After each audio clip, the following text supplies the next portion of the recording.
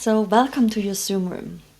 In a minute I will jump off this camera and take you into my Zoom account and my Zoom meeting and share my screen with you and show you what I have set up and how to navigate the Zoom room. So, I talk to so many facilitators who say, I want to bring my people skills into the online environment. How do I do that? I do facilitation because I love people. So how do I get people talking? How do I help them to get engaged? So I want to show you some simple tricks on how to use some of the Zoom functions to create engagement. So those include the breakout rooms, as well as how to share your screen and your sound, and also something around managing your views, so you can be engaged with the group and your group also stays engaged. This part is about looking at the Zoom room and how you best set it up to have a good result for your online meetings. So if you have never used Zoom before, the website is zoom.us, and I recommend to download Zoom to your computer to have a better result. When you decide to choose which account to use, you can go to plan and pricing, and what I would recommend is to have a minimum of a pro account. There are two reasons for that. One is you want to use breakout rooms and manage your users within the account, and the pro account enables you to do that. And you also want to have an unlimited amount of time. So when you start facilitating your workshop, you don't want to have 40-minute time restrictions with the free account. So after you decided that and registered for that account, you then can up here select how you're going to create your meetings. So we're going to go into schedule meetings. And I want to talk next about how you set up your breakout rooms. Why are we using breakout rooms? Breakout rooms are one of the key features in Zoom that replicate the interactive part of facilitation. So when you want to have small groups, you can put them into breakout rooms. So I will show you now how to set up the back end of your account to enable you for that. So down here on the left you have account management. So you click on that. Then you go on to account settings. Click on that.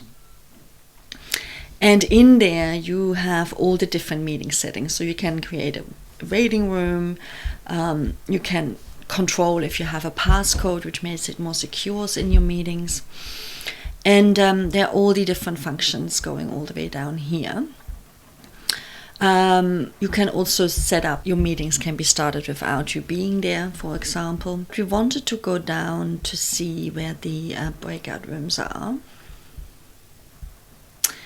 it's in the meeting.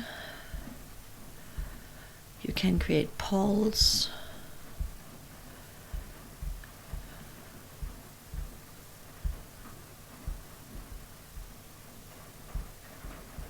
Here, so here we are. It's called In Meeting Advanced. And here you have the breakout room function and you can slide this on or off.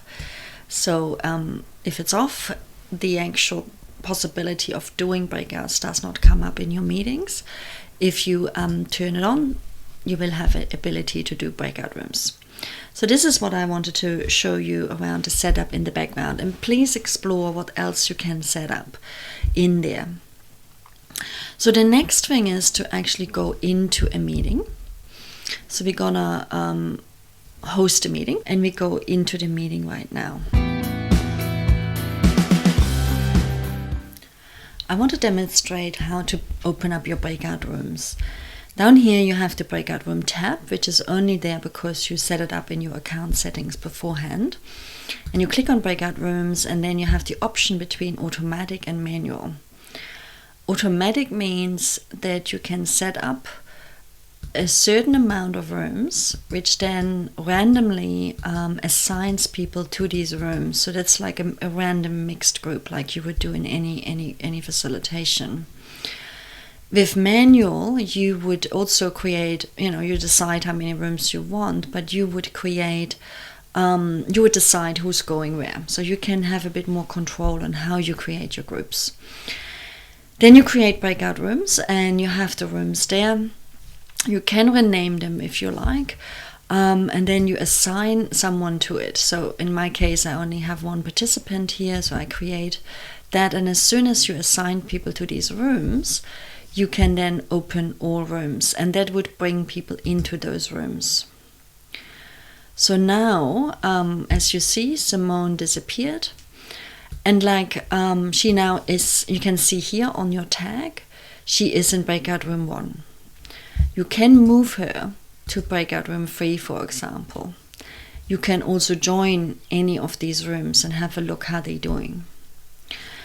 Down here, you can broadcast a message to everybody. So this is really handy when it's when you want to manage time. Say there's 2 minutes up before we come back, or you want to put in another question. It's time to now consider this question. So it's a really great tool. When you're in the rooms, let me just jump into the rooms with you. So let's join Simone here. Yes, I want to join. There's Simone. And so in the room, you have the options to leave the room. You leave the room, you come back, and then here you got your breakout rooms. And as soon as you close them, people have 60 seconds to come back. You can change the 60 seconds. That's when you go to your breakout rooms. Down here, you have options. You can count down, you can turn this off, or you can change how much time people have to count down. You can also put a timer on, so you can say, okay, you have 5 minutes in this breakout room. There we go. So you can put a timer on in the breakout room, and you can move. They can move themselves automatically as well. So let's have another look at a few other functions. One is to rename. So you can click here. You can see there's a lot of things here actually. You can hide yourself through. You can rename yourself. That's when you can put something else. Like sometimes I use particular your job title or your town where you are, so people can, you see who is in the room. That's a wonderful function.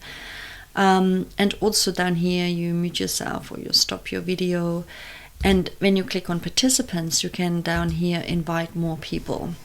So you can either email them, or you can just copy a link and send it to someone, or you can copy the entire invite, which is, a lot more information.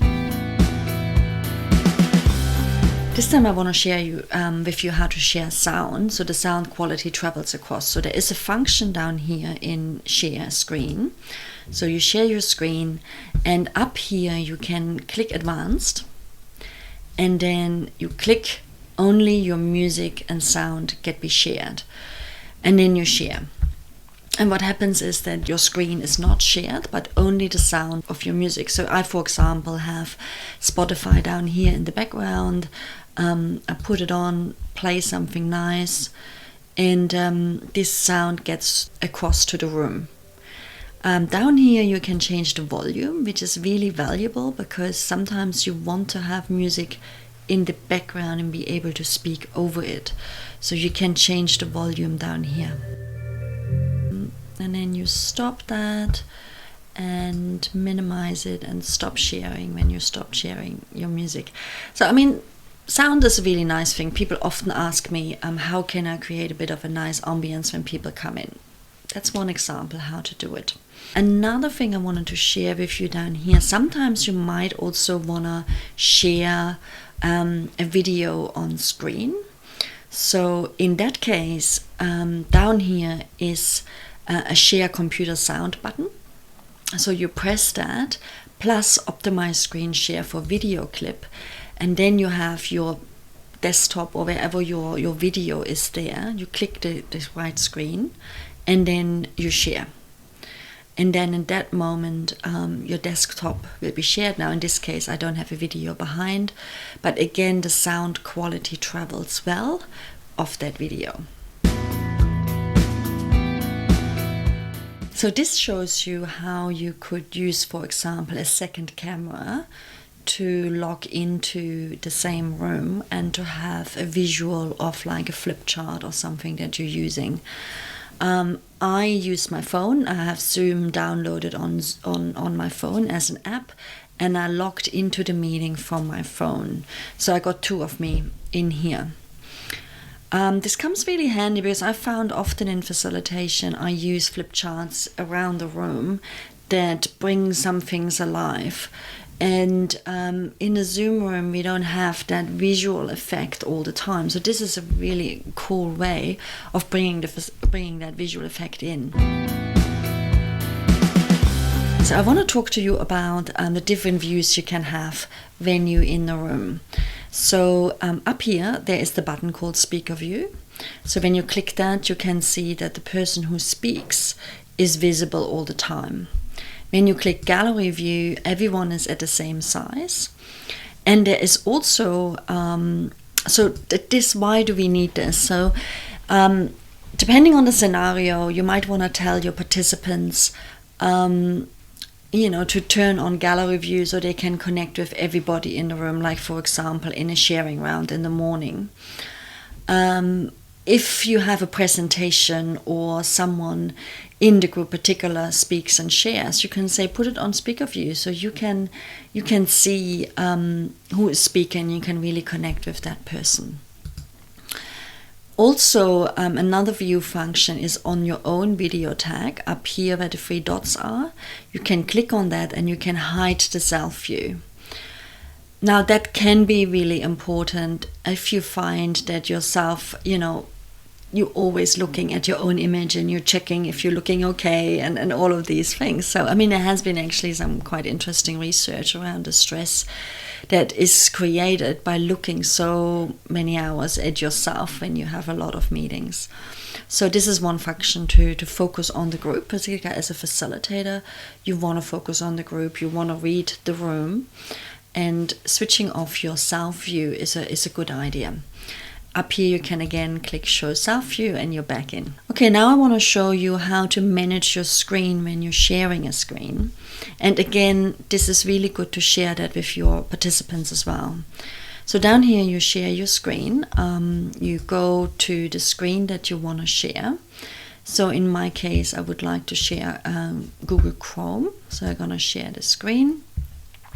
This is what's on Google Chrome at the moment. Like up here, you can actually move that bar out of your way. And what I wanted to share was this PowerPoint. And then I click on Present, and there is the PowerPoint. So this is now what your participants see as your shared screen.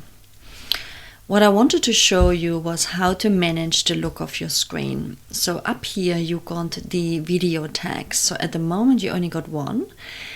This is the gallery view, so you see everybody here. So the interesting thing is here that depending on your course, you want to sometimes see the screen as well as the group. So here you can put this, for example, there, and you can drag it, you can make it bigger. Now in this case, because it's only two of us, there's not much more to do because the two of us are on there. But this is like any other window panel. You can drag it from the corner and you can make it bigger so you have all videos on there. Up here you can also hide all the thumbnails. So this is a really good function to share with your participants. So say, for example, we're going to do this presentation now, and if you want to focus on the presentation, turn all the videos off by using the hide thumbnail button. That's all I wanted to share about screen sharing at this stage. Thank you.